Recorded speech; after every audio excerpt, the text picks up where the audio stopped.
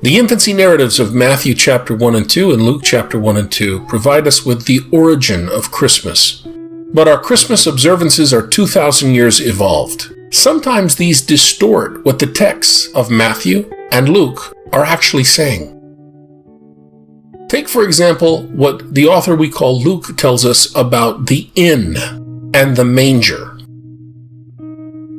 Peasant houses in first century Israel normally had only one room, though sometimes a guest room would have been attached. The family usually occupied one end of the main room, often raised, and the animals the other. The manger was located in between. The manger would have been the normal place for peasant births, with the women of the house assisting. So Jesus the peasant being born in a manger really wasn't that extraordinary when we consider that he was born the ordinary peasant way. Some artists are now depicting Mary giving birth in a more human, biologically accurate, and realistic way than what hyper-Marian piety would allow in previous generations.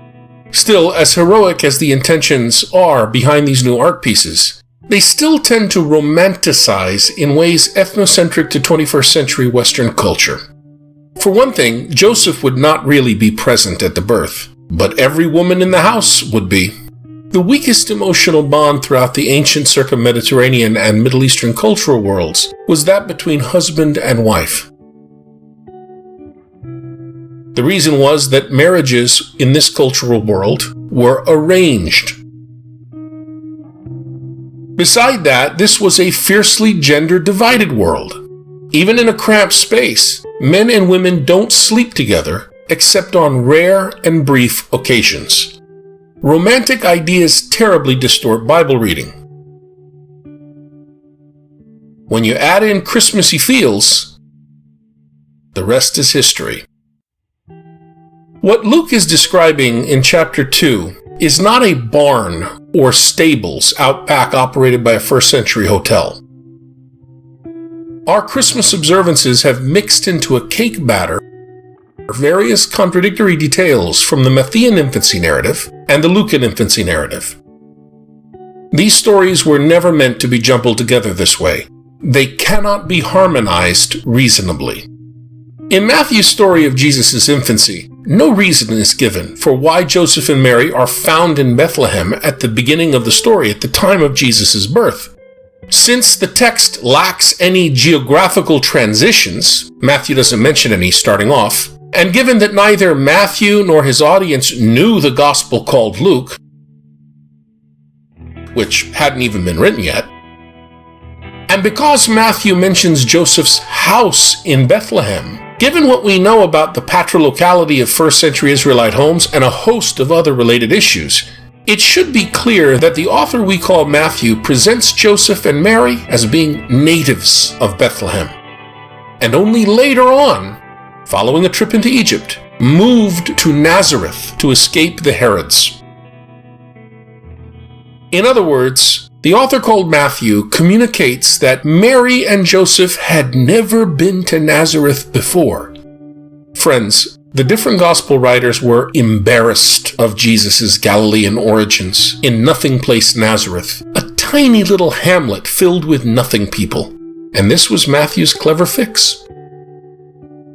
Luke, on the other hand, who never read Matthew, states that Joseph and Mary are from Nazareth, but come to Bethlehem to be enrolled. This may imply that Joseph had land there, since the census or enrollment was for land taxation purposes. And if Joseph had land there, or was tied to land there, then he must have had extended kin living there. If so, he would have been obligated to stay with his extended family, not in a commercial inn.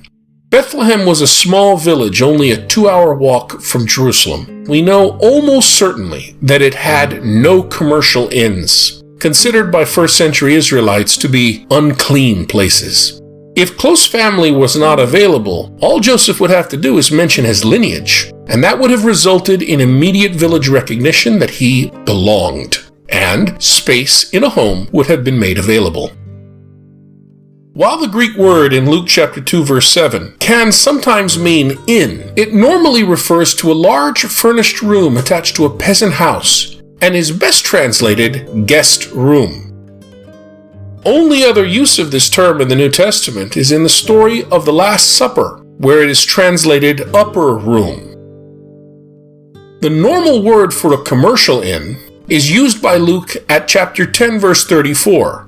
Such an inn was a place that receives all, and therefore was notoriously dirty, according to Israelite standards.